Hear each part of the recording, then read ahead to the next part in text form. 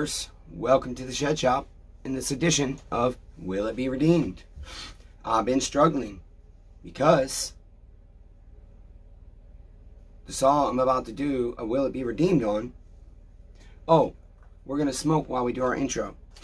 I've been trying really hard to get the videos uploaded in order, but I finally said screw it. The biggest challenge I have is I forget to take pictures for thumbnails. And being in two different buildings and doing my stuff in the house for the editing and everything else, and projects all over the place, and hardly ever having any shelf space to set anything anywhere, all going to be resolved once we get the shop done. Not all of it, but most of it. And I'm getting there, you guys. I'm getting there. I promise you it's going to get better. The videos being out of order. I could be like a lot of YouTubers and just do random chat. And it doesn't have to be in chronological order, but I like to give you guys the story of all the various things, the stories of you guys, the stories of me, of my uncle, of my family, of my dog, of my health, my uncle's health, all that good stuff. So that being said, a day like this is rare. It only comes around once every 4 years. Would you like to know why that is? Well, chat neighbors, you should be able to guess.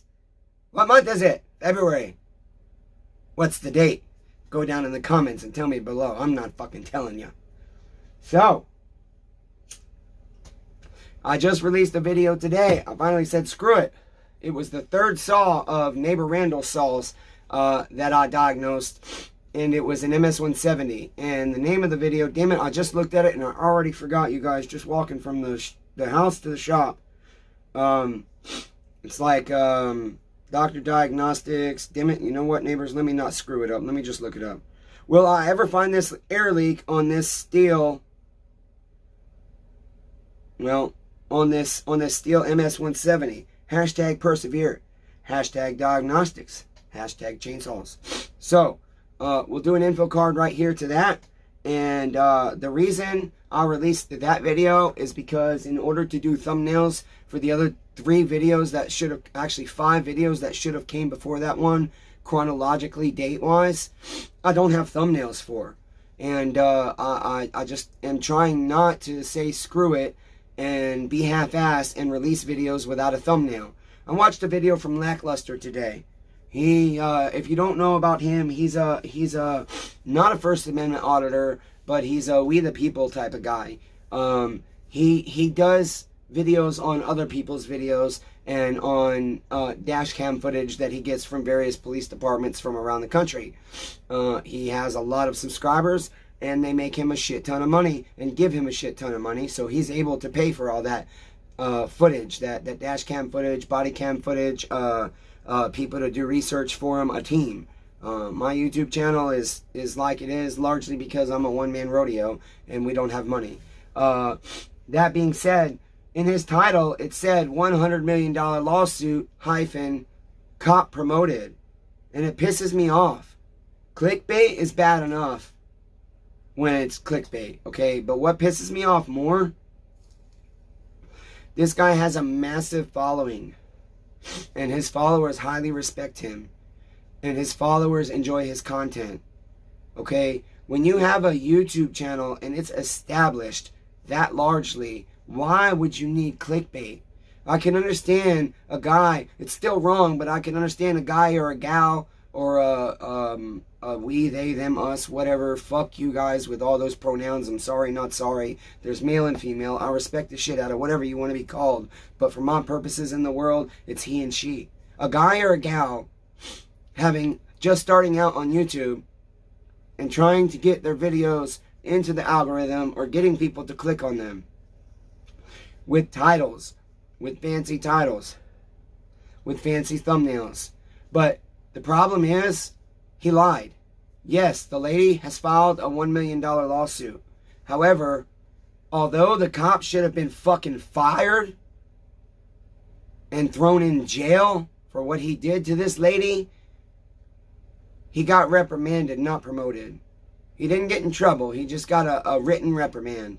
Okay? 5 police officers reviewed the situation and gave written statements that they felt their coworker or whatever, I don't know if they were all the same department, because he didn't give the details. And he put cop promoted in the title. And it disgusts me. I'm honestly ashamed of him. Because of any YouTuber that I think is a money grub and makes their videos too short, doesn't give proper details, and he gets a lot of comments where they're like, you know, we want a longer video, we want more details, we want this, we want that, blah, blah, blah. But he's not one to appease his viewers. Most large YouTubers are not. They don't give a shit about their viewers. They just want you to view, so they get paid. Okay? And they do short videos because they make more money, because more people are going to click on a 10 or a 15-minute video on their lunch break than they are a 30-minute video or a 40-minute video. That being said, neighbors, one other thing, and then we're going to get to the saw. Okay? I have put out a couple of videos on this saw, and we have to clarify a couple of things. I've tried to tell you guys in the comments, but I'm tired of saying the same response to so many comments. Nothing wrong with you guys, I promise you. It's just I like to give details, and so when you guys say it's good to see this, it's good to see that, blah, blah, blah, but you haven't seen the next step of the saw process, the breakdown, or the rebuild, or finding new problems, etc., etc. My uncle went back to work today. But since he's been home from the hospital, it's still been a major struggle. Because despite him having a weight restriction, there's still a lot of stuff that's not being done. My uncle lied to me and his nurse at the beginning of the week or the end of last week. We were doing his wound care. And I asked him, I said, Uncle, when was the last time you bathed yourself? And by bathed, I mean wiped himself with his wipes, because I knew he didn't take a shower, because I have to cover his bandage in order for him to shower. And he hadn't taken a shower at all, and he already been home for 14 days, I think. No, I'm sorry, 10 days on this day. And he said, well, I just used the rest of my bath wipes the other day. Neighbors, he had no bath wipes. Okay? I gave him baby wipes, because I could not at the time afford to buy him bath wipes. But I use baby wipes to wipe my ass, and I throw them in the trash. I don't like toilet paper. Never have, never will. Okay? And so I called him out right there in front of the nurse, and he persisted on the lie. And this is one of his greatest character flaws. But I hate a thief and a liar, and I don't know that I hate. I despise, I can't stand, and I have no respect for a thief or a liar, almost as much as a kitty toucher, a pedophile. Okay? Honesty is extremely important to me. And while I'm not trying to say I am better than anybody else, I'm a very honest person. I told on myself when I was a kid. If I got caught, fuck it, I'm telling the truth. I even did with the cops when I was younger. Now I just don't say nothing. Because telling on myself, or not telling on myself, telling the truth, made me a felon, even though all I did was get in a fist fight. Okay, and I didn't even swing first. All because I had a knife on my hip that never got pulled or nothing. That being said, all day that day, he continued in the lies. And my uncle, I try hard to encourage him to eat healthy and to have portion control, because he will eat an entire box of macaroni with 3 cans of canned chicken in it in one sitting. And then an hour later, he'll eat 2 peanut butter and jelly sandwiches and a banana. And then an hour later, he'll eat again. And an hour later, he'll eat again. And I've been working really hard.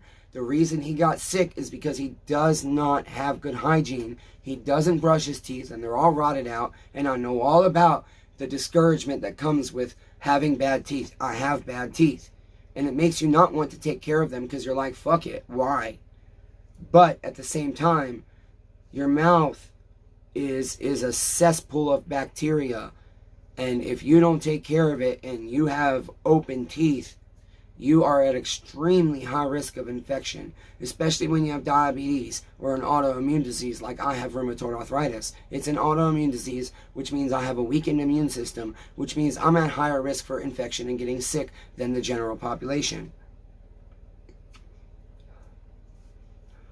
So he has a habit of trying to eat when I'm out here or with my bedroom door closed. He'll try to grab something and hurry up and stuff it in his face so that I don't say nothing to him. And sometimes I'm not the nicest person when I say something because I get frustrated and overwhelmed. This is a guy that says he doesn't want to die, but yet the way he doesn't take care of himself and the way he eats as a diabetic and doesn't take his insulin is not a person that obviously wants to live in my book. Because if you want to live, you would try harder, okay? At least bathe. He picks at his skin really bad. You should see all the scars all over his body from digging at nothing, okay? And so it was either his teeth or those wounds that caused his infection. He ends up back in the hospital, and as you guys know that are regular here, he had surgery to have an abscess removed. That's the wound care I'm talking about. And in order for that wound to heal up, as a diabetic, he has to eat the diet prescribed by his doctor. High protein, low carbohydrates, low to no sugar. He doesn't even come close, and I cook for him. The problem is I get pissed off when I prepare him 2 meals a day, and then I buy him lunch meat and bread and stuff to have a lunch meal, and I tell him how to prepare his sandwich so that it has the proper balance on it. 3 tablespoons of mayo for a diabetic that's supposed to have low carbs and is overweight but losing muscle mass at a fast pace. 3 tablespoons on one sandwich is extremely excessive for anybody, honestly, on a regular bread sandwich, okay? And I'll tell him how much meat he should use and how much cheese so that it is the amount of protein from each ingredient to be what he needs. But also, bread is carbohydrates, mayo is carbohydrates, food has carbohydrates in it. And high carbohydrates for a diabetic is very bad. He already eats tons of potatoes, okay? He's on medication where he's supposed to have low dairy, but he'll have a fucking bowl of cereal this big in one sitting with like 1.5 quarts of milk in it. It's insane, you guys. It's ridiculous. That being said, all of this has been boiling up for the 2 years I've been here. And the lie about the wipes and not bathing. Damn, I was going to do like a 5-minute video. This is what happens. I was going to do a quick will it be redeemed and just talk about the salt. But here it is, life. That lie he told me about not bathing, and then that night I come out of my bedroom, and every night as soon as I flip my light off when he's not working, every night as soon as I flip my light off, you can hear him kick down his recliner and go in the kitchen and get food. And I came out to get water, and he had a can of Spam. Listen, you guys, once in a while, eating lazy, fine, we all do it. Once in a while, we just want to eat right out of the container or whatever. Eat soup right out of the can. Eat your vegetables right out of the can. We all do it. No big deal. But when you're as lazy as he is, and you refuse to cook, even though you were taught to cook by me, okay, that bothers me. But what really got to me was not that he was eating the Spam cold out of the can, but that he's doing it in front of his TV that he watches for 12 hours a day after he sleeps for 12 hours a day, getting 0 exercise. And when I come out of my bedroom, he tried to hide it in his lap. Why, neighbor? Why would you do that? That's so silly.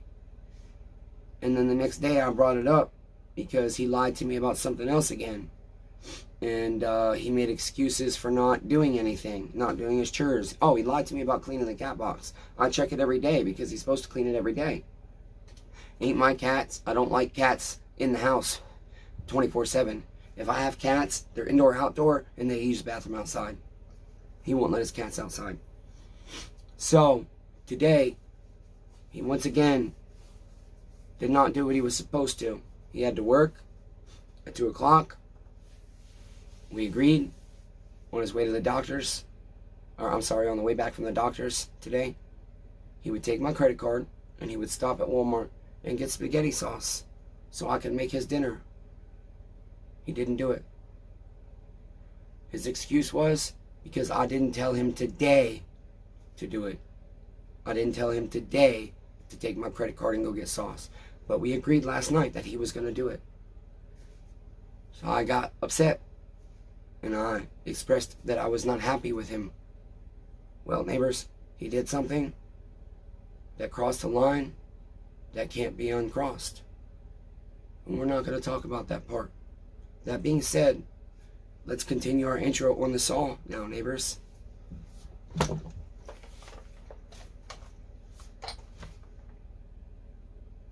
MS400C. Those of you that have seen the video know the first video I put out was me just kind of diagnosing this, and I got really curious if I wanted to run it or not. I traded this for my Husqvarna 142 that I had, okay? Service chainsaw that I warranted. Not rebuilt, just serviced. And the guy said that it had a knocking in it, and he called it the bottom end. He said the bottom end was bad. He thought the rod was bad. He's a car mechanic. And so the chain brake handle was also broken right here. This one too is broken, but because I discovered the other shit I'm about to show you, I'm using it for now, and I might plastic weld it. I'm not 100% what I want to do with the rest of the issues with this saw yet, because I don't want to put a high dollar chain brake on it if it's going to have a redneck fix where I'm about to show you. So we got the saw to start, we cut with it, and then the next video was the disassembly. And I can't find the damn piston. I don't know what the hell I did with it. But I did show you guys in the disassembly. We'll put an info card for the Dr. Diagnostics right here in the review video I did of it, the first video.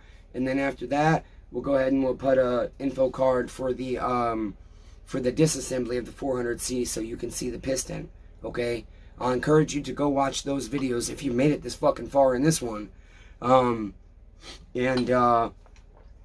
Basically the piston had chunks out of the top of it, but more importantly it had a chunk out of the side of it right by the pin where the piston ring gap goes, and it was a big chunk, you guys. It was at least a 1/4 inch, maybe 3/8 of an inch down, and yeah, it was probably more like almost a 1/2 an inch down and a 1/4 of an inch wide, and 3/16 of an inch deep.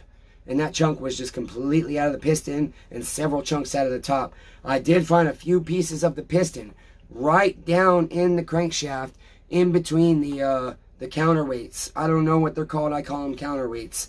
The balancers, harmonic balance. I don't know. You guys tell me in the comments what the hell they're actually called on the crankshaft.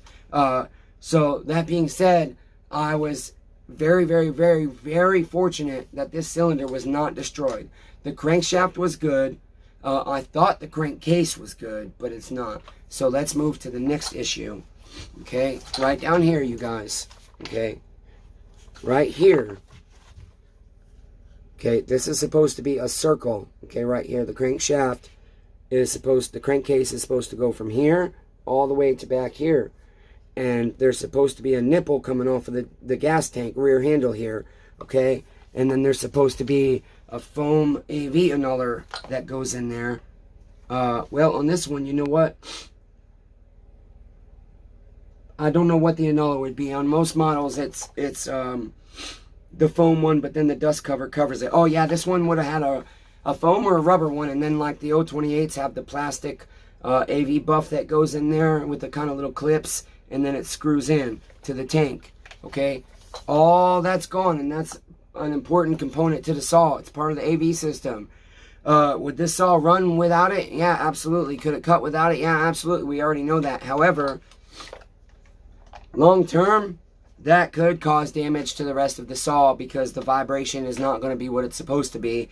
And in addition to that, in my opinion, it's a safety issue because it could cause other parts of the saw to wear and break in the AV system, and it could come apart on somebody and they could end up like this. Okay, so I have some ideas. Okay, and when I do the fix, I will take a video of it. It will probably be a long ass video because I'm going to be trying a couple of different things. I have a specific piece of metal that I am looking for that has been in front of my face for 2 years now, and now that I need it, I can't find it. Okay, so all of that being said, I do not have an air filter on this.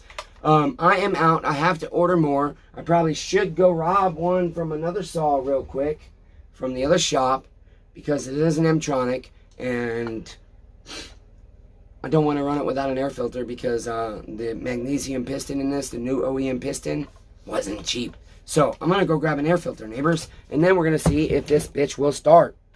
Look at this sexy ass fucking bar with a high-speed chain on it that I got. I have installed Foresters on saws before, but I've never used one long term. And so I got a pretty good deal on these bars because I told one of the sellers that I want to try them out on my YouTube channel. And so, damn it, where's my T27? Of course, now that I need stuff. My bench is a mess. And this is not a video I felt like cleaning up the whole bench for, because I'm working on a 372 XP for neighbor Ace. And he got a bunch of saws from a meth head a while back. And this one, the guy only put one damn crankshaft or crankcase screw in it. So I installed an immediate top end for Ace. And then I wasn't here when he came by to get the saw, but he knew the saw. I told him, I said, I got the new top end on, but the saw's not running right. And he's like, well, it probably just needs tuned. I'll take care of it, blah, blah, blah, blah. Anyways, oh my goodness, I'm talking a lot tonight, aren't I, guys?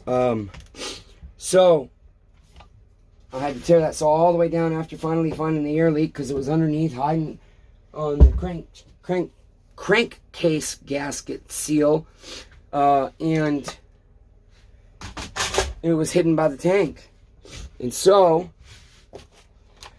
I started putting it back together today, or the other day, and I was doing the crankshaft seals today, and the clutch side crankshaft seal just went right on, real easy. I mean, it just slipped right in.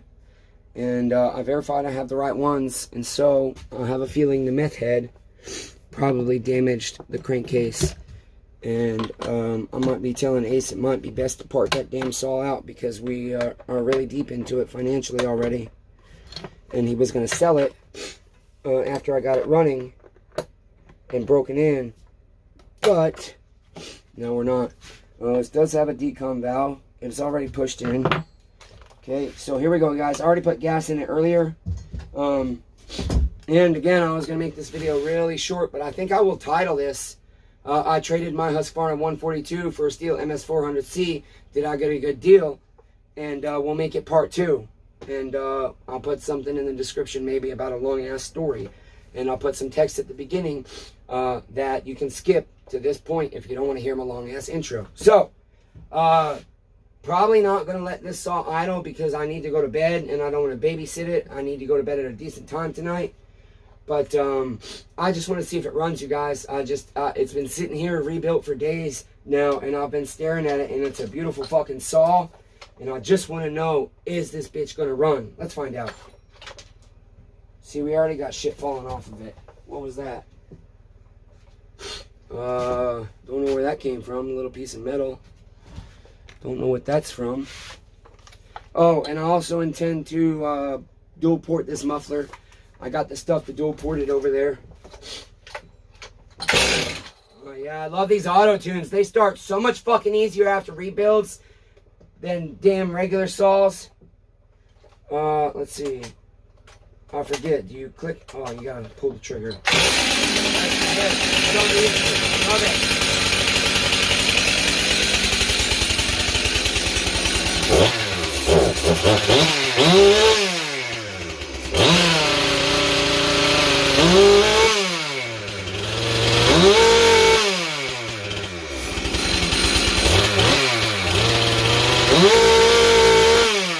I cannot wait to play with this song.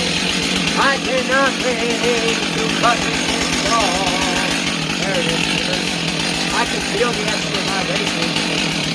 Uh-oh.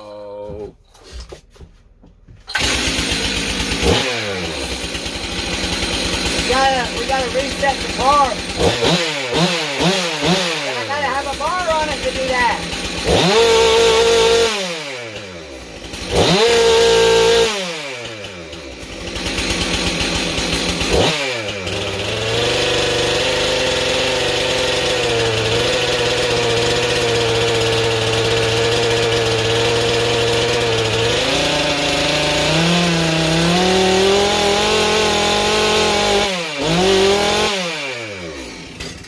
Gotta reset the carb.